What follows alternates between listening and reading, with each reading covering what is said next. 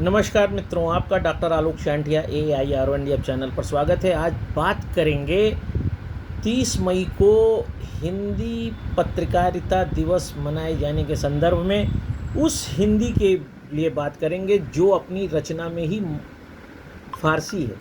हिंदी शब्द फारसी से उत्पन्न हुआ है और ऐसा माना जाता है कि हिंदी का जो उद्भव है वह अपभ्रंश से हुआ है और अपभ्रंश में सौर सेनी अर्ध मगधी होते हुए जो अपभ्रंश की अंतिम अवस्था थी अवहट्ट, उससे हिंदी का विकास हुआ।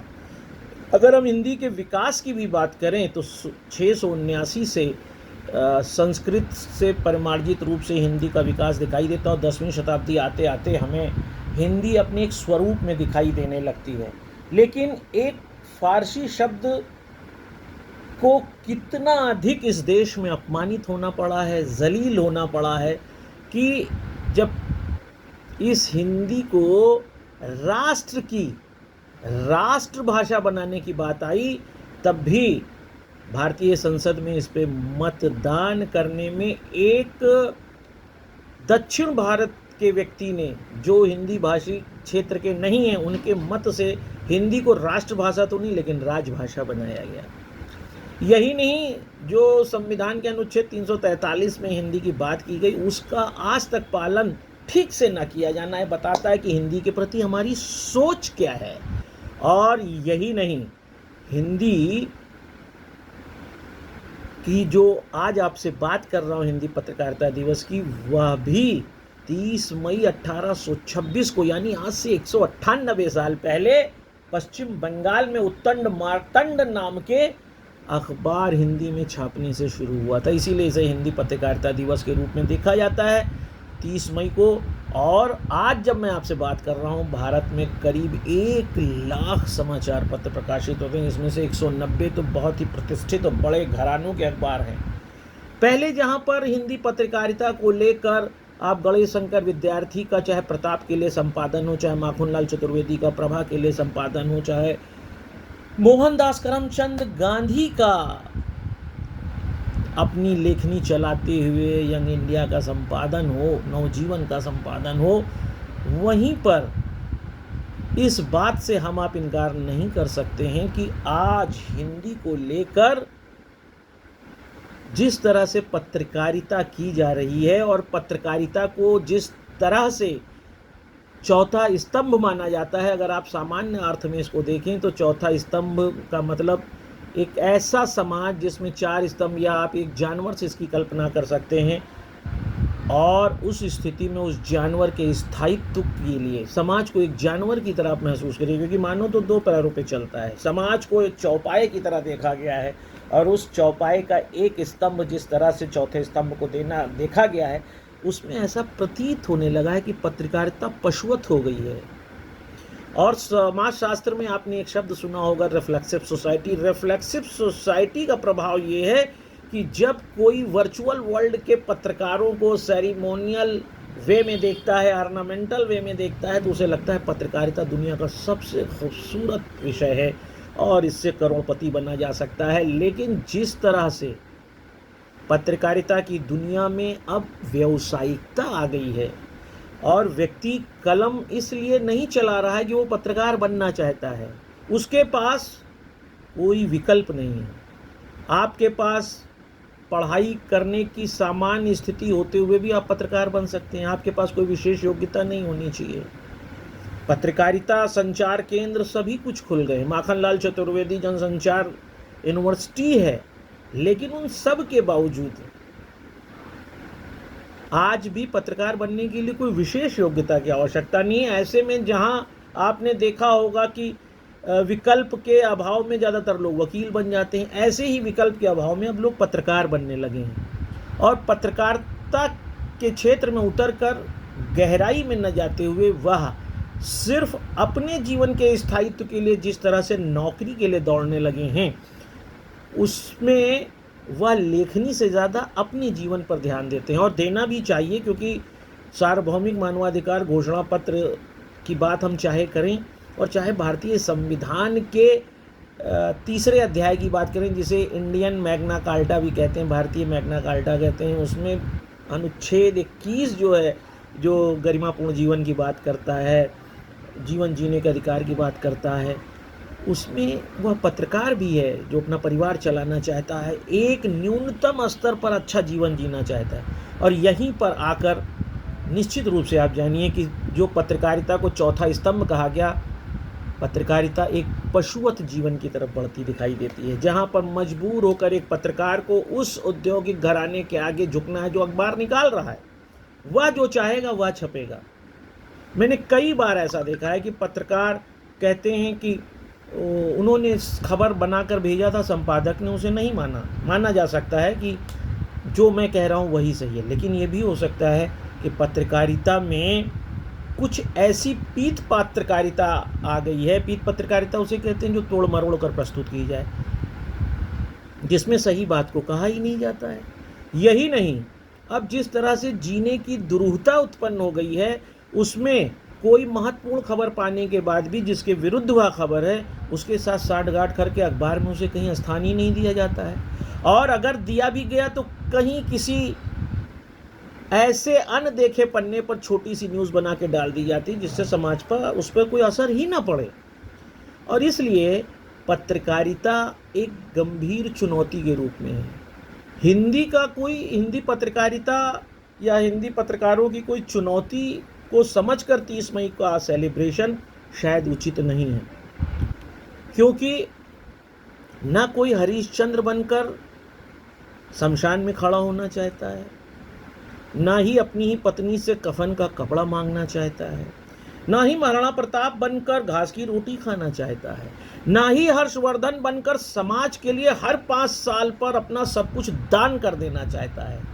अब आदमी चींटी की तरह अपने भविष्य से डरा हुआ, अपने से ज़्यादा भार को ढोता हुआ सब कुछ समेट लेना चाहता है। एक चींटी अपने वजन से 500 गुना ज़्यादा लाद कर इसलिए रखती है कि जब भविष्य में उसे ज़रूरत पड़ेगी तो उसका इंतज़ाम होना चाहिए। अब हम चींटी जैसा जीवन जीने लगे हैं, और चींटी जैसा जीवन जीने के कारण पत्रकारिता भी कुचली जा रही है। कहने को, अगर इस वीडियो को मेरे पत्रकार बंधु सुन रहे हैं या सुनेंगे तो वह जानते हैं वर्किंग जर्नलिस्ट एक्ट 1955 बना, श्रमजीवी पत्रकारों के वेतन का निर्धारण हुआ। लेकिन जहां पर कुशल श्रमिक को 16,254 रुपया मासिक मिलने की बात सरकारी स्तर पर कही जाती है, यानी 541 रुपए के लगभग रोज मिलने की बात होती है, वहां पर यह गणना मैं आप पर छोड़ता हूं कि स्वतंत्र भारत में एक पढ़े लिखे व्यक्ति का जीवन विश्व से बेहतर नहीं है, चाहे वो शिक्षा का क्षेत्र हो, चाहे वो वकालत का क्षेत्र हो, चाहे पत्रकारिता का हो। उसके लिए 541 बिल्कुल अमृत की बूंद हुआ जा रहा है। और उस अमृत की बूंद को पैदा करने के लिए वह जोरावर सिंह, जुझावर सिंह, गुरु गोविंद सिंह के चारों बच्चों की तरह जीवन नहीं जीना चाहता है। वह बटकेश्वर दत्त की तरह कैंसर से पीड़ित होकर दिल्ली में अपना दम नहीं तोड़ना चाहता है। वह चाहता है कि उसे पत्रकार की श्रेणी में भी रखा जाए और वह जीवन भी अच्छा जिए। वह चाहता है कि उसके जो मालिक हैं, जो उसे नौकरी दिए हैं, अब यहीं पर बात थोड़ा सा अजीब सी लगती है, लेकिन जिन्होंने नौकरी आपको दे रखी है, उस आधार पर आप एक अनुगामी व्यक्ति हैं, आप स्वतंत्र पत्रकार नहीं, आपका स्वतंत्र चिंतन नहीं है। और जब स्वतंत्र चिंतन नहीं है तो लेखनी भुथरी हो चुकी है, और भुथरी लेखनी से समाज के प्रतिबिंब को खींचा नहीं जा सकता है। यही कारण है कि आप हमेशा देखते हैं समाज में वो बातें समाचार पत्रों से दिखाई जाती हैं जो वास्तविकता से बहुत दूर है। आज मृगतृष्णा की जीवन शैली में पत्रकारिता जा चुकी है, और जिसके कारण समाज में वो सारे मुद्दे सामने नहीं आते हैं जो आने चाहिए। उत्तर प्रदेश में रहने वाले धानकूट जो चचेरे ममेरे फुफेरे सारे भाई बहन शादी करते हैं, उनकी जाति का निर्धारण आज तक नहीं है। 75 साल हो गए देश को स्वतंत्र हुए, लेकिन किसी पत्रकार ने उस पर लेखनी चलाना उचित नहीं समझा। अंग्रेजों ने अपने काल में हिंदी को ज़्यादा बढ़ावा दिया, ज़्यादा लोग अखबार निकाल पाए, लेकिन 75 साल में प्रेस ट्रस्ट ऑफ इंडिया का जो एक्ट बना, उसके अक्सर में जब उसकी लड़ाई लड़ता हूँ तो सेक्शन 13-14 की बात करके हम ही से प्रमाण मांगा जाता है, और इस कारण से समाचार पत्र सिर्फ विज्ञापनों के केंद्र बन गए। हिंदी समाचार पत्रों में अंग्रेजी के विज्ञापन छपने लगे। इसका तात्पर्य यह है कि पत्रकारिता सिर्फ मुखौटा रह गई। वह समुद्र के उस खारे जल की तरह है जो विशाल है, जो अनंत दिखाई देता है, लेकिन पीने योग्य नहीं है। ऐसे पत्रकारिता आम आदमी के लिए नहीं रह गई। आम आदमी की कहानी कहने से दूर हो गई है। वह सिर्फ राजनीतिक गलियारों के नेताओं की बातों का कहने का माध्यम हो गया। व्यवसायीकरण, औद्योगिकीकरण में लोगों के विज्ञापन का छापने का कारण हो गया।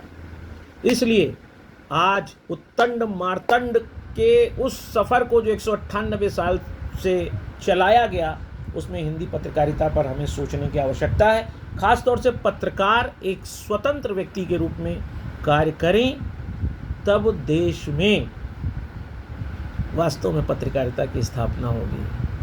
हिंदी एक फारसी शब्द है और मुझे बार बार लगता है कि जिस तरह से हिंदी की हमने आलोचना किया है, हिंदी को तिरस्कृत किया है, वह हमें लगता है कभी कभी इसलिए भी है कि हमने उसको हमेशा से फारसी से उत्पन्न समझा है। और यह दुखद है कि जो हिंदी अपने ज़मीन से पैदा हुई उस भारत में वो अपमानित होती है, लेकिन फिजी जैसे देश में राष्ट्रभाषा बनती है। और उस हिंदी से अगर पत्रकारिता पल्लवित भी हो रही है तो वह जीविकोपार्जन के लिए ज़्यादा पल्लवित हुई है, समाज को प्रतिबिंबित करने के लिए नहीं हुई है। जिस दिन हम इस बात को समझ लेंगे, हिंदी पत्रकारिता की स्थापना हो जाएगी और हर पत्रकार की लेखनी गणेश शंकर विद्यार्थी की तरह पैनी हो जाएगी, माखनलाल चतुर्वेदी की तरह न झुकने वाली हो जाएगी और राष्ट्र मधुर बन जाएगा। आप सभी को हिंदी पत्रकारिता दिवस की शुभकामना। इस आधार पर जो बातें मैंने की उसका खुलकर विरोध भी करिए आपको अगर समझ में नहीं आता है। मैंने कितनी ऐसी खबरें पत्रकारों को दी जिन्होंने छापा ही नहीं, बल्कि विपरीत लोगों से, विपक्षियों से मिलकर उसको छापने के बजाय कुछ का कुछ कर डाला। आप राम के देश में रहते हैं, हरिश्चंद्र के देश में रहते हैं। पहले ये शपथ लीजिए कि आपके शब्द ब्रह्म होने चाहिए। अगर पत्रकारिता में शब्द को ब्रह्म नहीं आप समझ पा रहे हैं तो आप एक व्यवसायी हैं या व्यवसायी के घर काम करने वाले एक ऐसे गुलाम हैं जो अपनी रोटी के लिए जी रहा है। और जब तक आप रोटी के लिए जीते रहेंगे, आप राम वृक्ष बेनीपुरी जी के गेहूं बनाम गुलाम की तरह गुलाब की से तृप्त होने से ज़्यादा अपनी रोटी से तृप्त होकर अपने पेट की ओर ध्यान देते रहेंगे। और जब तक आप पेट की ओर ध्यान देंगे, पत्रकारिता पे प्रश्न चिन्ह लगता रहा था, लगता रहा है और लगता रहेगा।